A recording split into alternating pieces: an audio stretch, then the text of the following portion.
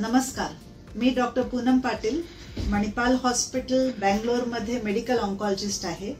आज आपण काही थोडे फॅक्ट्स स्तन कॅन्सर बद्दल पाहूया। तर स्तनाचा कॅन्सर बायांमध्ये होते, 5% माणसांमध्ये होण्याची शक्यता आहे।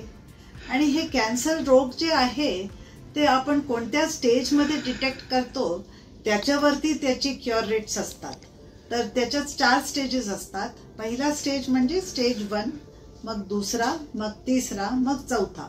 चौथा म्हणजे त्याला लास्ट स्टेज म्हणतो, ज्याच्यात ब्रेस्ट होऊन कॅन्सर दुसरीकडे पण पसरून गेलेला असतो, त्याला स्टेज 4 म्हणतो। तर कॅन्सर आपण टोटली क्युअर करू शकतो की नाही करू शकतो हे सगळं स्टेजवरती अवलंबून आहे।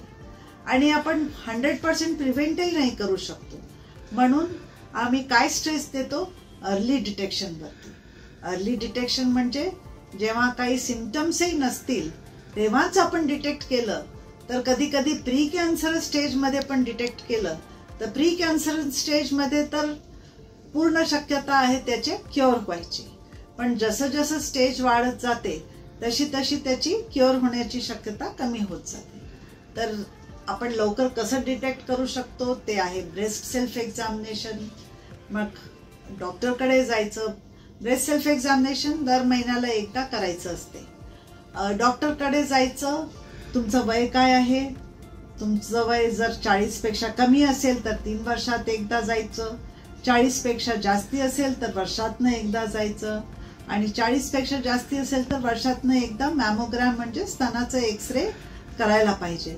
त्यांनी प्री कॅन्सरस चेंजेस पण डिटेक्ट होतात आणि कॅन्सरही डिटेक्ट होते। तर हे तर झालं आपलं अर्ली डिटेक्शनचं। पण आजकाल खूप बदल झाला आहे। आपण काही वर्षापूर्वी असं मनात असायचं की ब्रेस्ट कॅन्सर झाला म्हणजे ते स्तन पूर्ण रिमूव्ह करायचं, पण तसं आजकाल नाही आहे। आजकाल ब्रेस्ट प्रिझर्वही करू शकतो आणि त्याला ब्रेस्ट कन्झर्वेशन सर्जरी म्हणतात, तर ते पण आपण करू शकतो। रेडिएशन थेरपी पण आधी साईड इफेक्ट्स जास्ती व्हायचे, पण आजकाल थोडे मशीन्स नवीन आहेत रेडिओथेरपीचे, त्याचे साईड इफेक्ट्स पण कमी असतात।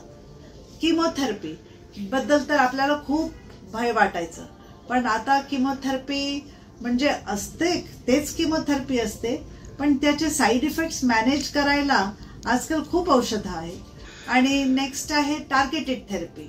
तर कोणत्या प्रकारचं कॅन्सर आहे त्याच्यावरती आपण कॅन्सरला 3 प्रकारमध्ये सांगू शकतो।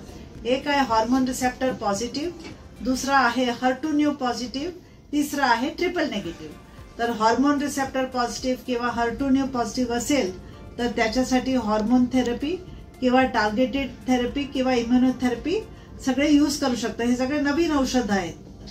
तर ब्रेस्ट कॅन्सर म्हणजे आता असं एकदम काही भित्रायचं कारण नाही आहे त्याच्यात, म्हणून आपण लवकरात लवकर त्याला डायग्नोसिस करायला पाहिजे। जेनेटिक्स म्हणजे त्याच्यात ब्रेस्ट कॅन्सरचे जेनेटिक्स म्हणजे आईला झालं असेल आणि मग मुलीला होईल का, तर तसं काही रिस्क जे असते ते स्ट्रॉंग फॅमिली हिस्ट्री असली तर आम्ही जीन्स टेस्ट करतो, आणि त्याच्यात जर जीन्स जे आईमध्ये होते तेच जीन्स मुलगीमध्ये पण सापडते तर त्यांना थोडं रिस्क जास्ती असते ब्रेस्ट कॅन्सर व्हायचं।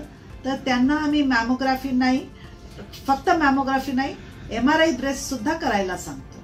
तर तसे काय जीन्स आहेत त्याच्यावरती हे सगळं अवलंबून आहे। आणि किमोथेरपी दिल्यावरती, सर्जरी दिल्यावरती रिकव्हरी पण चांगली होते। सगळे सपोर्टिव्ह केअर आहेत आजकाल। 1 in 9 Indians is vulnerable to cancer, but early detection can save lives. Federal Bank and News 18 Network present Sanjeevani, United Against Cancer. Knowledge partner Tata Trusts. याद रखें, screen करें,